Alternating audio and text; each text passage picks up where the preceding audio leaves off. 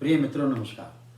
मैं रोहताश गुप्ता। जैसे कि बताया मैंने 2 एपिसोड कर लिए कार्ला रॉक कट गुफाओं के बारे में। जो कविता है उसका अंतिम एपिसोड 3 में अब आपके सामने हूँ और मैं अब आपके सामने एपिसोड नंबर 3 का पहला पद पढ़ रहा हूँ। भारत बौद्ध धर्म अनुयायियों का मक्का मदीना है, काशी है, प्रयागराज है।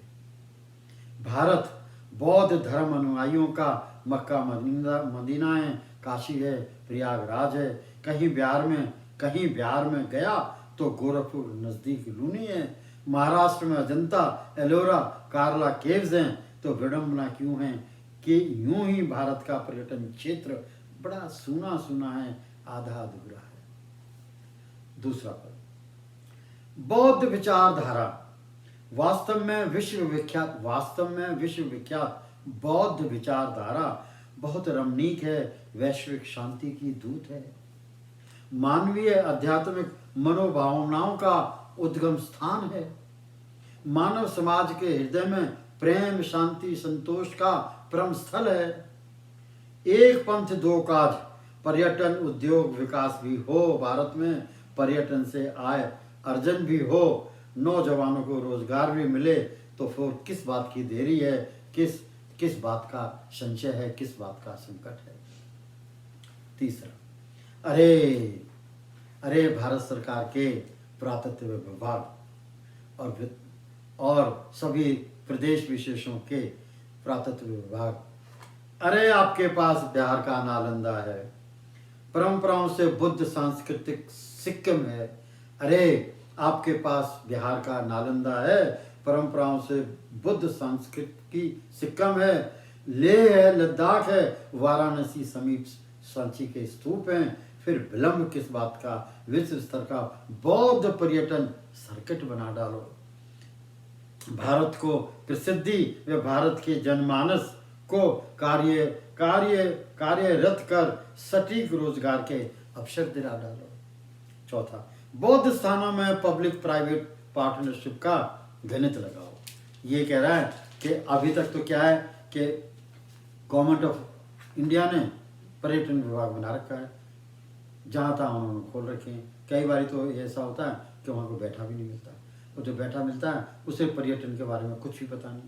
तो मैं ये कहना चाहता हूँ कि अगर आज के विश्वविद्यालयों में पोस्ट ग्रेजुएट डिपार्टमेंट्स खुल गए, टूरिज्म के पोस्ट ग्रेजुएट डिपार्टमेंट, और वहाँ से बच्चे निकल रहे हैं, तो वहाँ उस टूरिज्म सेंटर पर क्यों नहीं पोस्ट ग्रेजुएट स्टूडेंट्स को बैठाते, क्यों एक ऐसे बच्चे को बैठाते हो जो मैट्रिक पास है बड़ी मुश्किल से। तो ये पर्यटन विभाग में रोजगार की असीम संभावना है भारतवर्ष में, उसी के बारे में ये कवि कह रहा है। बौद्ध स्थलों में पब्लिक प्राइवेट पार्टनरशिप का गणित लगाओ। बजट होटल, 3 सितारा होटल, 5 सितारा होटल, 7 सितारा होटल बनवाओ। रेल मार्ग, सड़क मार्ग, हवाई मार्ग से ठोस विश्वसनीय व्यवस्था का प्रबंधन करवाओ। इन वर्तमान में पर्यटन स्थल जो उजड़े स्थानों पर प्रबंधन तंत्र, अगर सही प्रबंधन तंत्र आएगा तो दुकानें खुलेंगी, जनता आएगी, छटा बाहर खिल जाएगी, पर्यटन आएगा और रोजगार आएगा।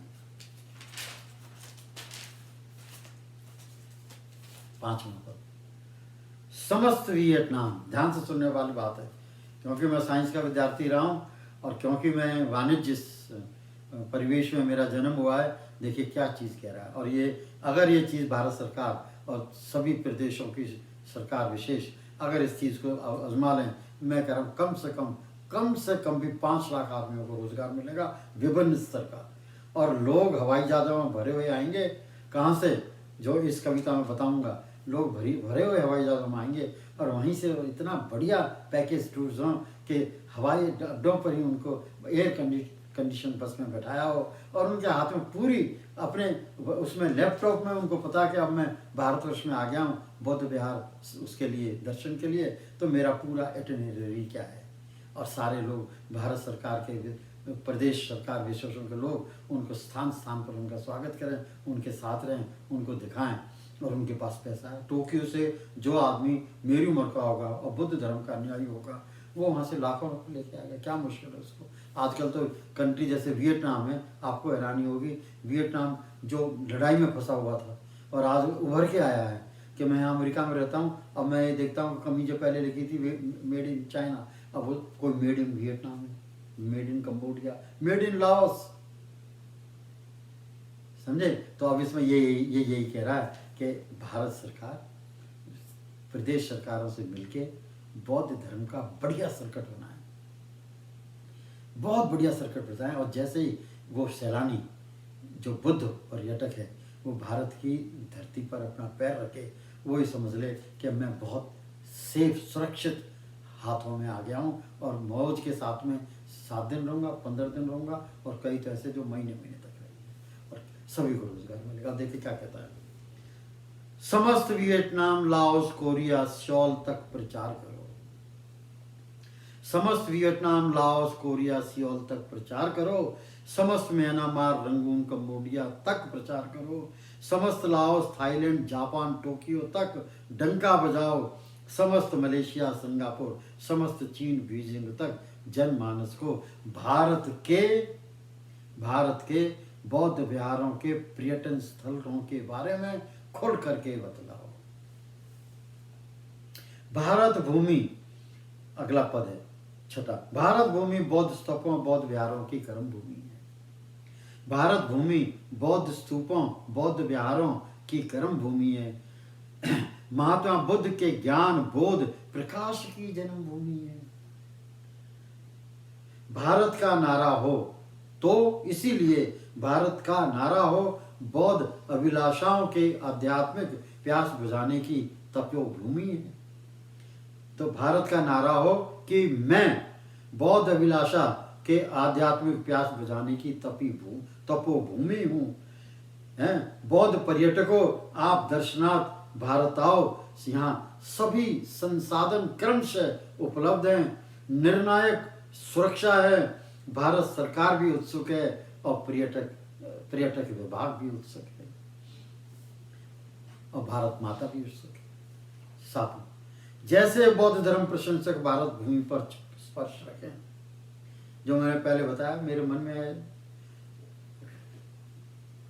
जैसे बौद्ध धर्म प्रशंसक भारत भूमि पर विदेशों से पर्यटक बनकर भारत भूमि पर चरण स्पर्श करें, उन्हें यह अनुभूति हो कि अब महात्मा बुद्ध से अवश्य नजदीकी से साक्षात रियल वास्तविक साक्षात्कार होगा, जरूर वह स्पष्ट होगा। नालंदा, अजंता, एलोरा, कारला, सांची, वाराणसी में पुण्य मेरा वास होगा। मैं पूर्ण तरह सुरक्षित हूँ। मैं वो खुद स्वयं से कहे, वो जो पर्यटक इन देशों से आए, कि मैं यहाँ भारतवर्ष में एक बौद्ध विहार पर्यटक बनकर के जो आया हूँ, तो मैं यहाँ पूर्णतः सुरक्षित हूँ। भारत सरकार का मैं मेहमान हूँ, भारत सरकार का आगंतुक हूँ, भारत सरकार के सानिध्य में। और बोल उठे, भारत भूमि को साधुवाद, भारत भूमि को साधुवाद, बौद्ध धर्म जिंदाबाद, बौद्ध धर्म जिंदाबाद, बौद्ध धर्म जिंदाबाद। भारत का रेल विभाग, 8वां, भारत का रेल विभाग, हवाई यातायात विभाग। भारत का रेल विभाग, हवाई यातायात विभाग, दिल्ली में पर्यटक विभाग व प्रत्येक प्रदेश विशेषण का पर्यटन विभाग, समस्त भारत के गाइड व प्राइवेट पर्यटन उद्योग से संबंधित सभी उपक्रम, नए नए छोटे बड़े बौद्ध पैकेज टूर्स बनाए, नए नए बौद्ध पैकेज टूर्स बनाए। ये कवि रोताशन गुप्ता कह रहा है। लाखों को रोजगार मिलेगा, लाखों को रोजगार मिलेगा, अरबों डॉलर की आमदनी होगी। यही कवि रोहताश गुप्ता का विचार है, यही कवि रोहताश गुप्ता अर्ज करता है, यही रोहताश गुप्ता कर हाथ जोड़कर भारत सरकार से अनुविनय करता है कि पर्यटन क्षेत्र हमारा एक बहुत बड़ा रोजगार उपलब्ध कराने का साधन है। हमारा 2-2 हजार और 2,500 पूर्व जो हमारे धरोहर है, सांस्कृतिक धरोहर है, वो विश्व की धरोहर है, वो विश्व का ही खजाना है और विश्व का ही जानने का प्रयास है। धन्यवाद।